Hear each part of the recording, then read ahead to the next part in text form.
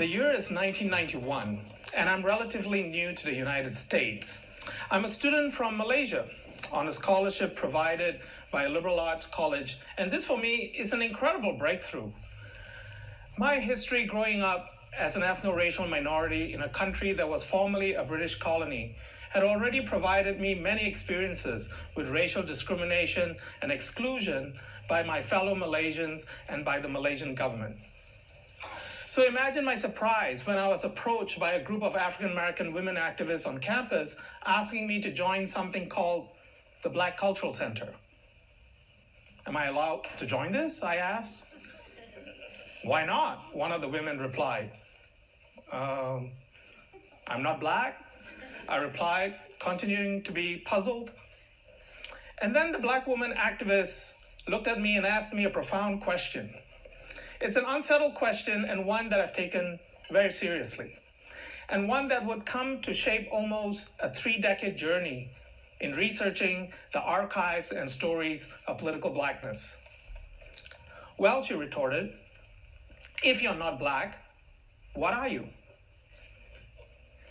In the context of Britain, where I've done my research on political blackness, the development of political blackness took place as the peoples of its empire, from Jamaica, India, Pakistan, Trinidad, Guyana, Ghana, Malaysia, exercised their rights as colonial citizens to migrate and settle in Britain.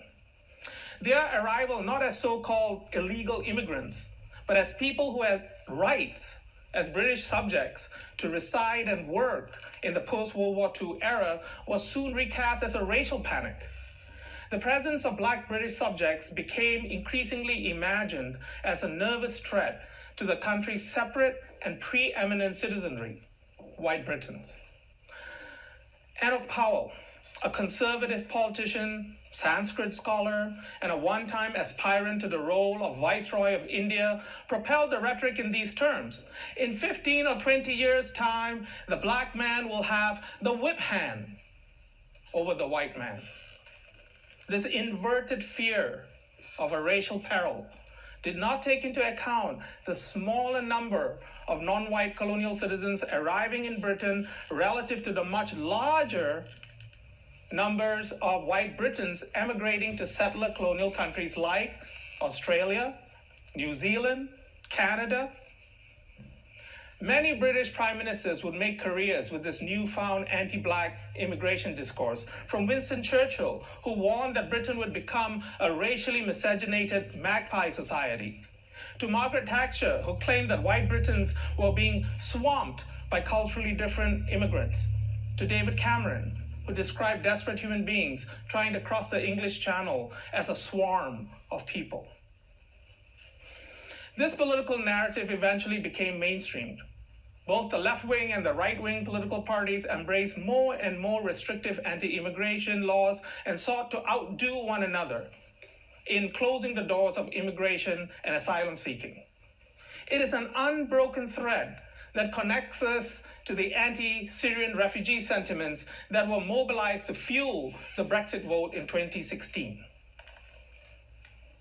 Racialized anti-immigration animus became normalized in official policy and on the streets. This is the context that fuels the cyclical waves of racial attacks, murders, and the racial profiling of Afro-Caribbean, South Asian, and Muslim communities. Black bodies socially distinguished from white Britons and excluded through the forgetting of the many entanglements of empire were transformed into objects that could be attacked and violated by racists and by the police.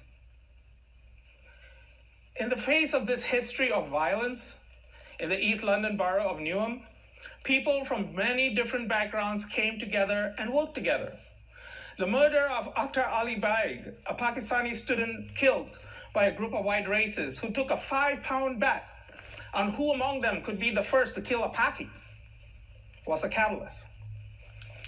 A community-based anti-racist organization, the New Monitoring Project, was formed to fight back against racist attacks and police violence.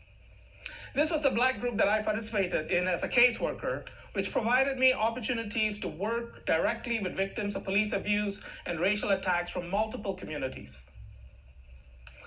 Political blackness in this moment and in this context meant a methodology of anti-racist struggle that was not focused on excluding people or cultural appropriation. Instead, the meaning of political blackness meant the joining up and building up of local working class communities who could rise and oppose white racial attacks, murders, policing violence through mass protests, long-term campaigns for justice, and everyday practical assistance to the victims of racism themselves. This form of political activism was important because the British institutions of liberal justice routinely failed to deliver substantial remedies to ethnic and racial minorities. Instead, it was often a place where the victims of racism would experience further discrimination and dispossession of their rights.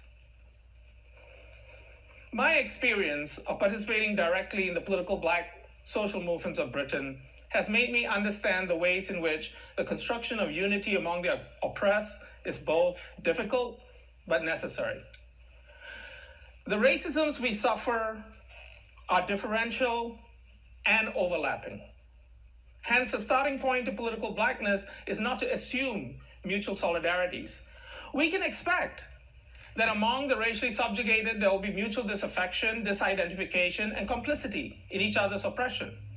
As socioeconomic conditions improve, there will be strong desires among some of the oppressed to seek assimilation and a piece of the pie from the very structures of power that are positioned to hurt us and our communities. The contradictions of diverse police officers, diverse universities, and diverse presidential candidates who are only electable if they will not seriously challenge the embedded brutalities of racism are plain to see. Solidarities among the bottom layers of the oppressed that are painstakingly built up may go through cycles of integration and disintegration. And yet, the activists that I worked with in Britain understood that political blackness is an ongoing imperative, not a state of being, like the self-satisfied assertions of colorblindness or an identity box to be ticked on a form. As much as survival and harm reduction under current racial conditions are important, we all yearn for something more. We long for something that can make real the equality and oneness that is our birthright. So how do we embark on this bottom-up journey of resistance and full transformation? There must be something more important than our segmented dreams, the never-ending sadness of fight or flight, and the core pragmatism of leaving some of us behind. It is imperative, like the political black activists in Britain, we discover who we are by showing up for each other's struggles and see in the evidence of difference something that is nonetheless our responsibility. In our present world that was created in common through the hierarchies of racism, whose roots are in African enslavement and global European colonialism, we must seek a long, long reckoning that is prompted by the question, if you're not politically black, what are you? Thank you.